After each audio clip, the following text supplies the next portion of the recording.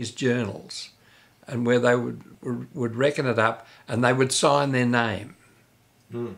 Well, most of the names have got the prefix R, A-H, that. Yeah. And most Chinese people will say they've never heard of it. There's no such name. Oh.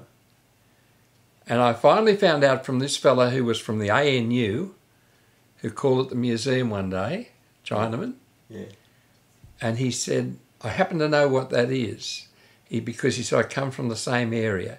It's an area that is now part of Canton, but in the 1860s it was outside of Canton, and it's a special dialect that was only spoken in that area.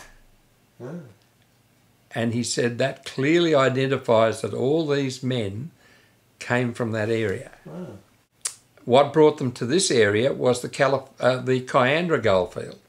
Oh, yeah. In 1860, gold was discovered at Kiandra. Right. So they came down on the steamers to Merimbula and to Eden. And if they got off at Eden, they walked up through Rocky Hall, up the Big Jack Mountain, and all the way up to Kiandra. How's that for a trek? Yeah. And In a strange land. in a strange land, these coolies walking along the road. Yeah. Now, there are diaries in the Bega Museum that describe them calling at places out near Bemboka, because they were the ones that got off the boat at Merimbula, and they walked the old road through, and then they had to get over Brown Mountain, and there was no road over Brown Mountain. Right. And they so used where to... were they heading for, like Nimidabel? Yes, and they to Kiandra. Yeah. So Nimidabel was existing then? Yes. Yeah. And they would call at Old Bemboka, and that's where the diary I'm referring to comes from, and they would ask for directions over the mountain, and they would show them how to get over Brown Mountain. So there ought to be a bridle track there or something? For horses or something? Yes. Yeah. And then they would walk all the way to Kiandra. Now, that's quite a walk. It is. Carrying all their worldly possessions. Yeah. They found themselves back in Bega looking for work. And so in gangs, they formed themselves into gangs that would work on farms. And of course, you're talking of the era that the Free Selection Act had just come in 1861. Oh, yeah. So the free selectors had taken up their 40-acre blocks in maximum lots of 3. They wanted them cleared. And these Chinese men did most of the clearing. Right. And they would start at the top of a hill and fall the trees, and they would roll them down the hill into piles and then burn them. Oh. But they always worked from the top down, so that they could use gravity to pile up the logs. Yeah. And so they virtually cleared the farmland in the Bega district. Wow. And they also dug... Over at what sort of period of time? Like? Oh, it extended for many years. Right. Like in the case of Airedale, they were still working out there, up to the 1920 odd. But the clearing was done long before that.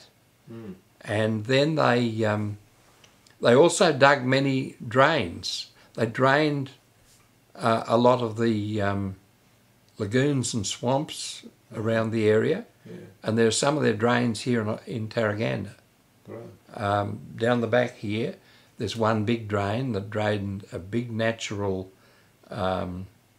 swamp that was almost like a lake. It was so big, went right along beside the Brogo River, and they drained that into the Brogo River, a big drain. It's still there. And over further at Nelson Flat, there's a big long drain runs right through there that I'm sure they must have dug. Yeah. It's not a natural thing. And so So they were working in gangs of 20 or something, or what sort of size? It varied a lot, I think. Yeah. From But Airedale... something like that, you'd need a few people, wouldn't you? Yes.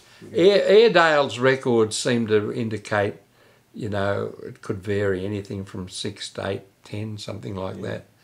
And they did various jobs.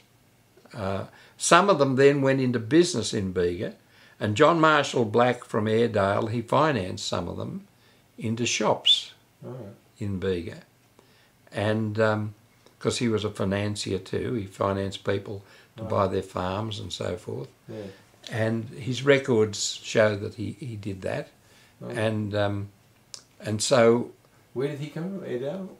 Airedale. He was a Scotsman. All right. And... like a bit of an entrepreneur. Oh, very much so. Outstandingly so. Yeah. I don't think there's another one in the Bega Valley in the 19th century that was quite like him. And he also took them up to his other property on Monero. But anyhow, some of them then went into market gardening in Bega. And there were big Chinese gardens to supply the local demand. One of them was near the Oaks in East Street. Yeah. Big Chinese garden there. That was part of the what became part of the racecourse land. Right. And so was that all still one parcel of land then, or not? Because that was when the racecourse was there. Yeah. They had a dairy farm on there. Yes, that's right. But where the Chinese garden was more or less where that those trees have been planted now along East Street. Oh, along that side. Yeah, near the Oaks. And they would have used the water out of the Anna branch. Yes, yeah. Oh. And the other big one, and I think it was the biggest, was over in Ravenswood Street area. It ran up that gully from Kisses Lagoon. Oh, yeah. And there was a very big one there. Right. Now, they lasted through until around 1930, those market gardens. And then by the early 30s, there were none of them left around here. They either died out or left. Any of them married? Or? Yes, some of them married Australian girls. Yeah. And there's one family still in Bega that descend from such a couple. Right. And they also... they don't appear to have brought Chinese girls here, but it was fairly common for some of them to marry Australian girls. And of course there was a Chinese section in the Bega Cemetery on the high school site. There were many Chinese burials there. They got covered over. Yeah, and when they did the excavations here for the recent additions to the high school, they found the grave of Dr. Ah Chin from the early 1900s. There were Chinese herbalists here and doctors. There was a woman who was very famous for her treatments, and today there is one headstone in the present Bega Cemetery with Chinese characters on it. That was moved from the old one. But also, some of them, they disinterred them later and shipped their bones back to China in urns. Back to the relatives? Yeah. Back to the... as the Bega Gazette described it at one stage, from the land of the Celestials. That's where they came from. And there's a very good description from the Bega Gazette of a Chinese funeral in Bega. And what, 1890s or something? No, back in the 1870s. So, you know, Bega had a very big Chinese history. You wouldn't know it now, would you? No.